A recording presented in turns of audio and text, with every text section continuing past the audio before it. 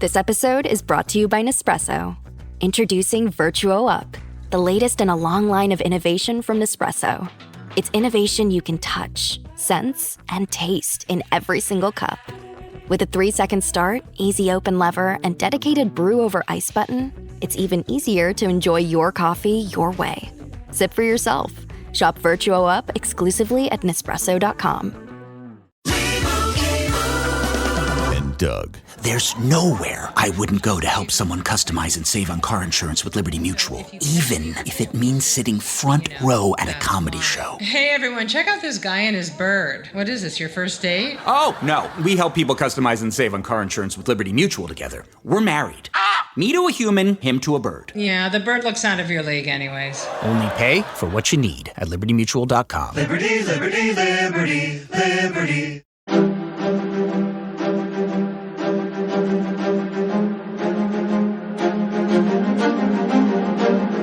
Hello, and thank you for listening to The History of World War II podcast, episode 616, Midway, First Blood. Last time, with the stage set, Admiral Nimitz, knowing what he knew, now just had to wait. If all went well, it would be the Americans using Japan's aggressiveness against them. If not, well, it would be time to tuck tail and head back to the West Coast. As for the attackers, again, the Japanese plan was layered with lots of moving parts. Parts that were already forming cracks in the overall plan. For example, when the 1st Kido Butai, or 1st Air Fleet, left Hiroshima, she was already 1 day behind schedule. Now, 1 day would have to be taken away from neutralizing Midway's air defenses, so the landings could begin. Next, the submarines that were to watch out for the approaching American carriers were late leaving their station at Kwajalein, part of the Marshall Islands, about 2,000 miles to the west-southwest of Hawaii. It was planned for them to be on site by June 1st. Many showed up 2 days later, and too late. And then Nimitz's foreknowledge of the MI operation started pulling strands from the tapestry that was Yamamoto's attack plan. Now Operation K, the plan to land a Sea Scout plane at the French frigate shoals to then continue on to Pearl, had to be abandoned, as the Japanese submarine I-121 approached the area and found American ships waiting there. Clearly, the plane could not now land there, refuel, and head on to Pearl. Thus, what Yamamoto knew of Nimitz's dispositions was becoming more out of date. Also fraying the plan at the edges, it soon became clear to the Japanese that the Americans at Midway were more busy than usual. On June 2nd, I-168 surveyed Midway and found heavier than normal air activity and crews working night and day. Lastly, almost every message sent by the Americans to each other that the Japanese picked up ended with the word urgent. Yes, something unusual was going on here, but the attack plan by the Japanese was not altered. Nothing was reconsidered. The carriers that Yamamoto had hoped to spy out with his float plane, Hornet and Enterprise, were at Pearl on May 26th, returning from the South Pacific. The Yorktown, again, still able to make good speed, arrived the next day. On the morning of May 28th, the Yorktown went into dry dock to begin repairs proper. Meanwhile, the Hornet and Enterprise departed Pearl on that same day, May 28th. And then the miraculous element of Midway happened. 24 hours after entering dry dock, 72 hours in total from her arrival, the Yorktown was operational, more or less, leaving Pearl on May 30th. For Nimitz, it was all coming together. Task Force 16, the Hornet and Enterprise group, sailed to the northwest to take up their position 325 miles northeast of Midway. On June 2nd at 4 p.m., the Yorktown joined them.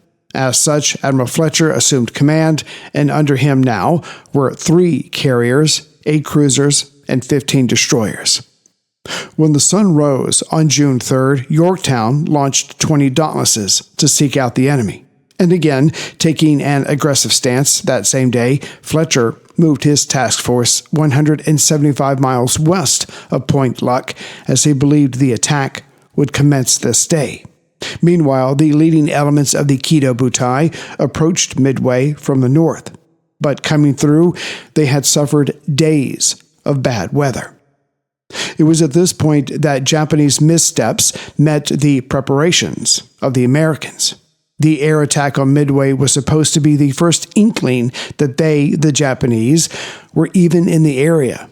But again, Nagumo and his carriers left the home islands a day late. And again, Admiral Yamamoto would not only not consider adjusting the plan, he would not even discuss alternative plans. His eagerness was going to be used against him.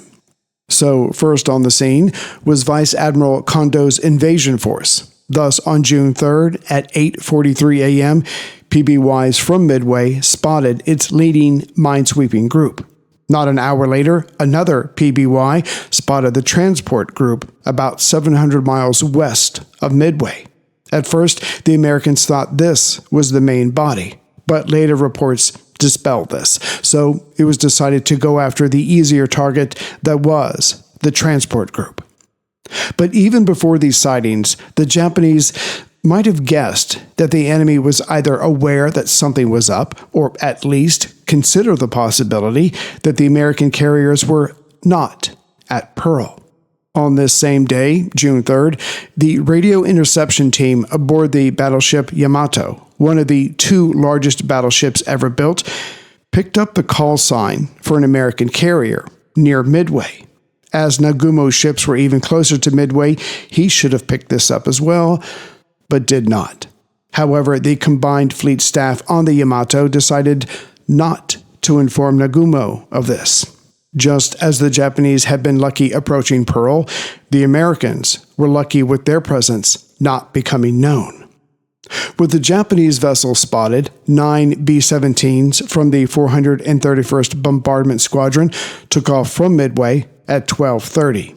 Led by Lieutenant Colonel Walter Sweeney, each of his planes carried 4 600-pound bombs. At 4:40 p.m., the B-17s went in, and on one hand, the B-17s had no escort, but on the other, the 5-inch guns that Rear Admiral Tanaka of the transport group had for his AA fire was not going to get the job done. No, Sweeney's crews came in and dropped their bombs from 12,000, 10,000, and 8,000 feet. At these heights, there was little chance of a hit, and in fact, only one bomb landed anywhere close to a transport. Not that this stopped Sweeney from giving an exaggerated report, claiming 5 hits, 1 probable hit, and 4 near misses. He then mentioned that one transport was aflame. It was not. In return, though, all the B-17s made it home safely, and they would certainly be needed. But clearly, the Japanese had to admit to themselves, the element of surprise was gone. Hello, history lovers, Ray here. Have I got a great Christmas present for you that you can give to yourself? Brought to you by Chase History Tours, founded by William Clark, creator and host of Great History, the French Revolution and Napoleon. Quite frankly, he's done it again.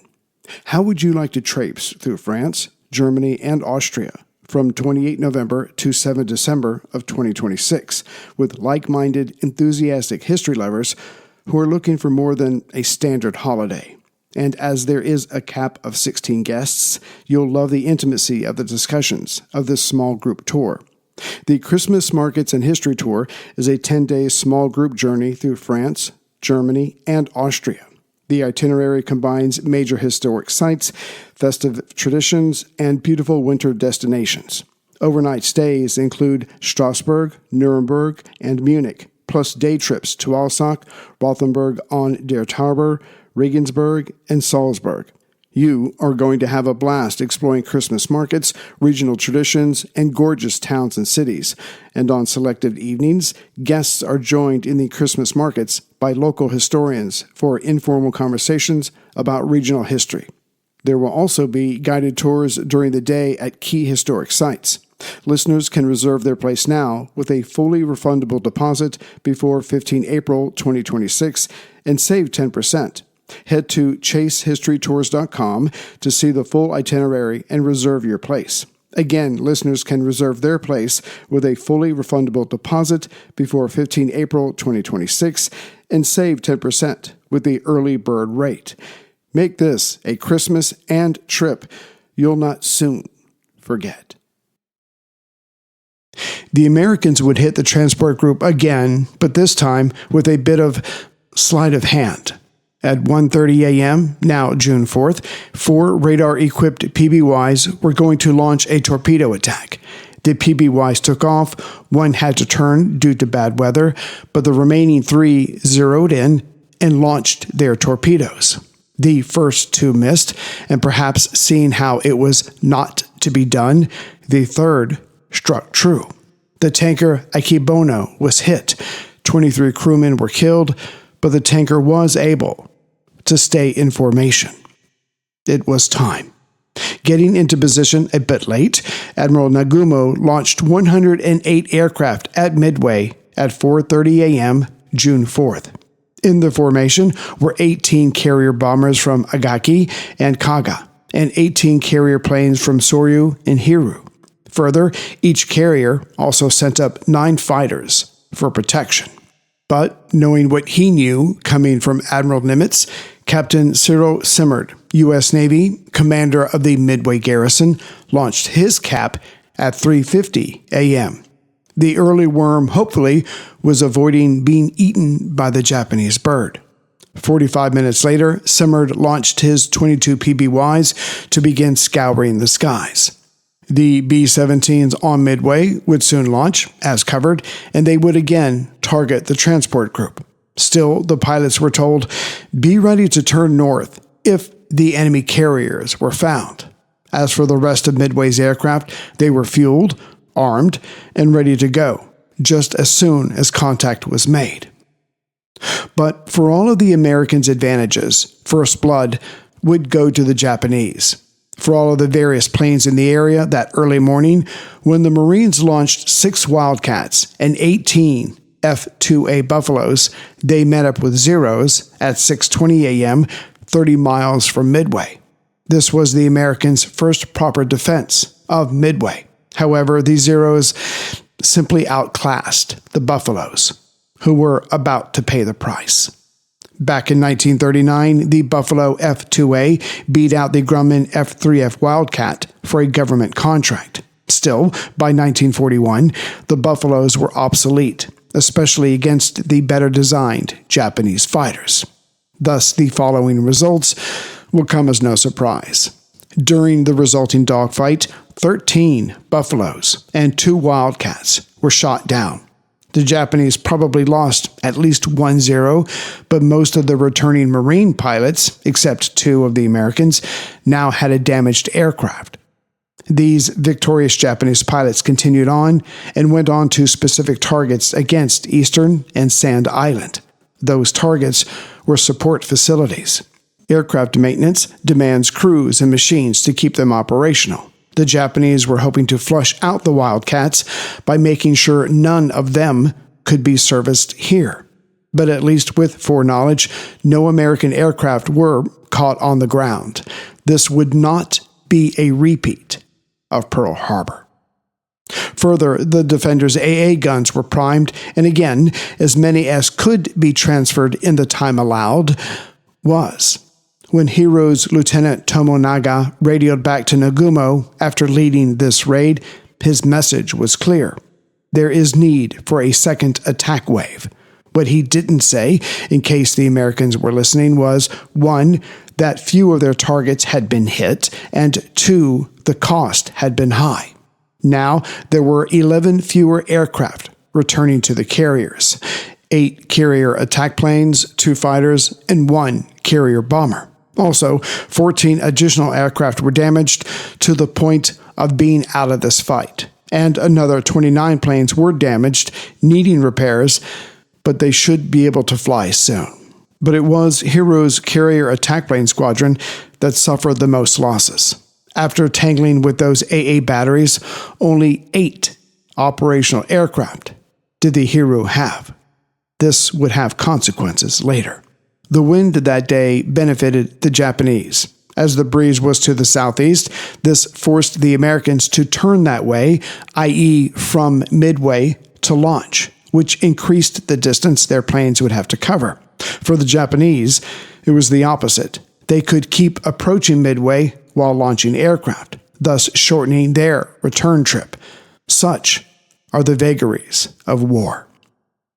Back at 4:30 a.m., the American carriers were about 200 miles northeast from Midway. Not wanting to get caught with his pants down, Admiral Fletcher launched 10 scout dive bombers from Yorktown and sent them north, 100 miles out. Again, this was Fletcher playing it safe, as he knew Midway scouts would be everyone's main eyes that day. With the scout dive bombers now gone, Fletcher turned back to the northeast. Then there was the Japanese reconnaissance that day of June 4th. Admiral Nagumo just knew there were no enemy carriers around. No, they were at Pearl.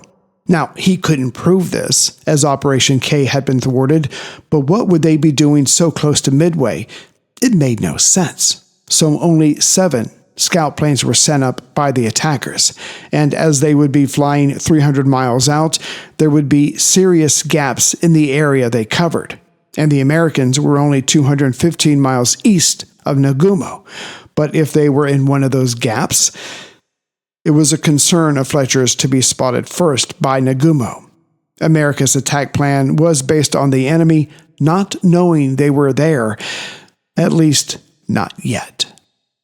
As for the Japanese subs that were to be patrolling the waters between Midway and Pearl, they were not on station until June 3rd. And had they been to the east of Midway on June 1st, they might have spotted Task Force 16 heading to its given coordinates, northeast of Midway. But none of this happened because of one man, Vice Admiral Komatsu, commander of the Submarine Force, 6th Fleet, a part of the Combined Fleet. He did not think much of Operation MI. He did not attend the meetings, and he did not make sure that his sub-commanders had the updated schedule. But as this was nationalistic Japan, was Komatsu worried about losing his head for such disregard? No. After all, he was a friend of the Emperor and cousin to the Empress. He'd be fine. Operation MI? Who knew? Back to the early morning of June 4th, by only sending up 7 scout planes, again, there would be large gaps in the Japanese knowledge. Further, there were clouds to the east, where the Americans were. In truth, Nagumo did not put much effort into scouting, simply because the American carriers were at Pearl. In other words, the Americans were dedicating much more in reconnaissance than the enemy, and it started paying off at 5:30 a.m. At that time, Fletcher had received a report, enemy carriers. This was from a PBY. At 5:52 a.m., another PBY sent the report, many planes headed Midway, bearing 310, distance 150. At 6:03 a.m., Fletcher received more details, 2 carriers and battleships, bearing 320 degrees, distance 180, course 135, speed 25. Now Fletcher's staff had something more to work with. Plotted out by this report, the enemy force was 247 degrees at 180 miles from Task Force 16, i.e. the Enterprise and Hornet, under Spruance. And the good news was, at this distance, the enemy was within, barely, strike range. And yet, there was a mistake in the reporting. The Japanese carriers were actually 200 miles away, putting them just outside Task Force 16's strike range. This also put the Japanese carriers 220 miles from Task Force 17 under Fletcher, even further away. But at the moment, what Fletcher would have given much to know was, where were the 2 other fleet enemy carriers? Either way, Fletcher talked things over with his staff, and at 6:07 a.m. ordered Spruance, Task Force 16, to head south and strike at the known carriers. Fletcher would first recover his scout planes, and then he would follow. For his part, Spruance spoke with his chief of staff, and they decided to launch their attack at 7 a.m. By then, the enemy should be some 155 miles from Task Force 16. At 6:38, Spruance's flagship used her blinking light to signal to the Hornet to be ready to launch their planes at 7 as well. But then, the weak link in the American chain came to the fore. Namely, one Captain Mark A. Pete Michener, captain of the Hornet. With some of the squadron commanders of Hornet's air group, he decided to send the Hornet strike group to the north of the contact report. This has never been fully explained, but for all of Nimitz's passed on intelligence and Fletcher's planning, things were beginning to unravel. Fletcher still felt uneasy, not knowing where the two other carriers were, and so held back Yorktown's aircraft in reserve.